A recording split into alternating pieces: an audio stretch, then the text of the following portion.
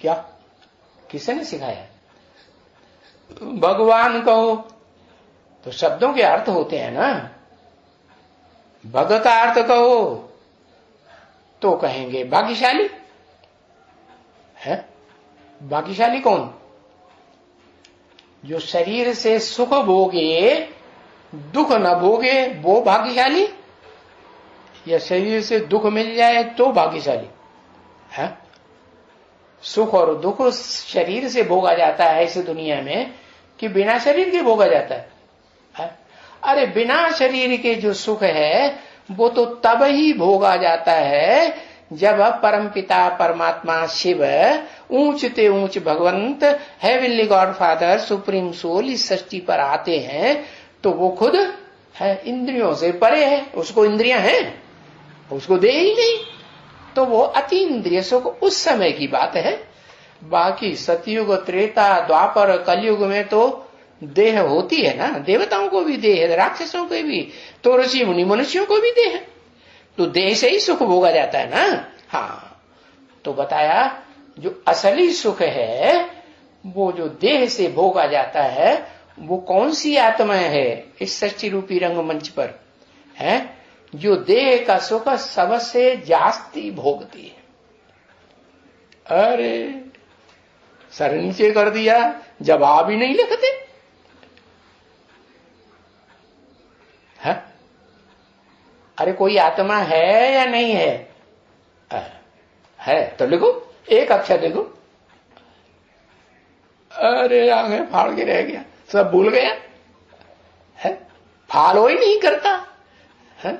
कौन है साकार? वो देह का सुख ज्यादा भोगता है और संघर्ष नहीं करता। संगम युग में संघर्ष करता नहीं कि वो साकार। कौन साकार? जिस मुकर्रर रथ में शिव प्रवेश करते हैं, हाँ ब्रह्मा, वो ज्यादा सुख भोगता है। अरे अधोमुखी जिसका अधोमुखी स्थिति में शरीर छूट जाता है। क्या? कौन? विष्णु, अतीन्द्रिय सुख भोगने वाला, उसको तो इंद्रियों की महसूसता ही नहीं है। लक्ष्मी नारायण दोनों कह दिए। अरे नारायण वाली आत्मा तो द्वापर युग में आकर के कितना संघर्ष करेगी, संघर्ष करेगी कि नहीं है? मन का सुख होता है, तो मन का सुख लोगे, तैयार हो है? अरे तैयार हो? मन का सुख जन्म जन्मांतर लेने के लिए तैयार हो? अरे हाँ या ना करो ना, ऐसे करता नहीं। अरे जब हाँ जो आदि लक्ष्मी है ना, आदम को तो कितना संघर्ष करना होता है। आदम वाली आत्मा संगम युग में संघर्ष करती है या नहीं करती है? पुरुषार्थी जीवन में लगातार करती है ना। तो ऐसे ही है कि देह का सुख लेना है तो जिन आत्माओं को देह का सुख लेना है तो उनको क्या करना है? वो देहधारी को भी याद करना है या नहीं करना? देहधारी को भी याद करना है और उस देहधारी में उस निराकार आत्मा को भी याद करना। तो योग है, योग भी तो भगवान ने ही सिखाया है? सिवाय भगवान के और तो कोई योग सिखा ही नहीं सकता है। वो कहते हैं चलो है कि भाई कृष्ण ने साक्षात्कार, सो भी तो गृहस्थी था ना। कृष्ण क्या था? गृहस्थी था या नहीं था? गृहस्थी था, शादी किया है, लक्ष्मी नारायण बना है? कोई ये जो वानप्रस्थी है वो तो नहीं समझा सकेगा ना है? क्या? वाणी से परे जाने वाला कहां चला जाता है? वाणी से परे धाम। कौन सा धाम? अरे निर्वाण धाम है ना, जहां वाणी है ही नहीं, निश्शेष, बिल्कुल नहीं। तो वो ही समझा ही सकेगा किसको? जो वाणी से सदा परे रह करके वाणी के प्रभाव में नहीं आता। भले बोलता भी है, सुप्रीम सोल बोलता है कि नहीं, शरीर में मुकर्रर में प्रवेश करके भी बोलता है, लेकिन बोलेगा तो सुनेगा भी कि नहीं है? दूसरों का बोला हुआ नहीं सुनेगा। अरे कन्वर्सेशन होता है कि नहीं अर्जुन का और भगवान का? हाँ, तो उस सुने हुए से प्रभावित तो होता है? नहीं होता है। तो जो वानप्रस्थी बनेगा नहीं, वो फिर समझाए भी नहीं सकता। तो बताया, तो ये तो देखो कितने है करप्टनेस है। जो वो सन्यासी विलायत में जाकर के है सबको धूता बन करके आकर के ले जाते हैं। चलो तुमको प्राचीन भारत का राजयोग सिखलावे है।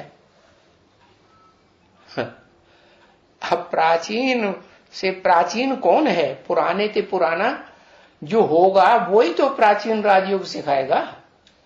इस सच रूपी रंगमंच पर पुराने ते पुराना कौन है? अरे मुसलमान भी कहते हैं कहां तुम बाबा आदम की बात करते हो। इसका मतलब बाबा आदम सबसे पुराना हुआ ना। तो वो आदम वाली आत्मा ही जो पहला आदमी सृष्टि रूपी रंगमंच का है जिसमें supreme soul heavenly God father है हीरो पार्टधारी में प्रवेश करते हैं वो पुराने से पुराना आदमी ही क्या कर सकता है? राजयोग सिखा सकता है। किसको? सारी दुनिया को सिखा सकता है। उसको कौन सिखाता? अरे उसको कोई सिखाता है कि नहीं? हाँ, उसको सिखाता है कि जो उस एक मुकर्रर रथ में मुकर्रर रूप से प्रवेश करता है वो सिखाता है। तो समझाने करने में बड़ी हिम्मत चाहिए है।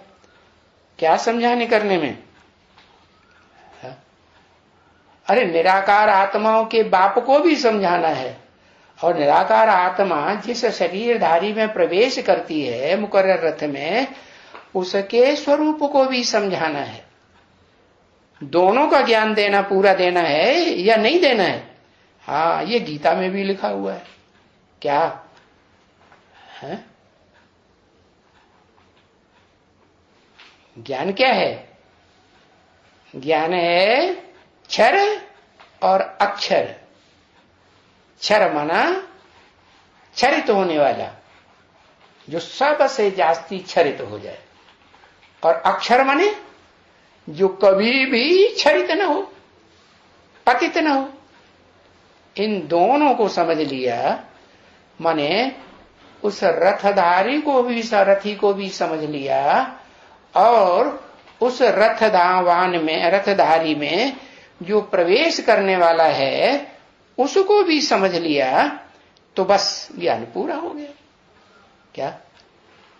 ये दो को समझ लिया, निराकार को भी जान लिया, निराकार आत्मा के निराकार बाप को भी जान लिया, और फिर किसको जान लिया? वो निराकार बाप जिस सुप्रीम पार्टधारी में प्रवेश करता है। कौन? हीरो पार्टधारी में। ऊंच ते ऊंच पार्टधारी है ना रंगमंच का, तो उसको अगर पहचान लिया, तो दोनों को पहचान लिया तो पूरी पहचान हो गई। तब ही राजयोग सीखेंगे, या दोनों को पहचाना ही नहीं तो राजयोग सीखेंगे? है नहीं सीखेंगे ना। तो बाप तो बड़ा सहज एकदम समझाए देते हैं, परंतु समझने वालों में धारणा चाहिए। क्या? धारणा नंबरवार पुरुषार्थ अनुसार होती है, और ऐसे हिम्मत से समझाना चाहिए, बहुत अच्छी तरह से।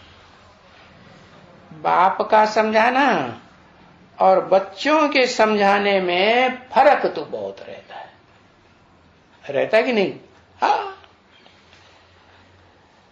तो बताया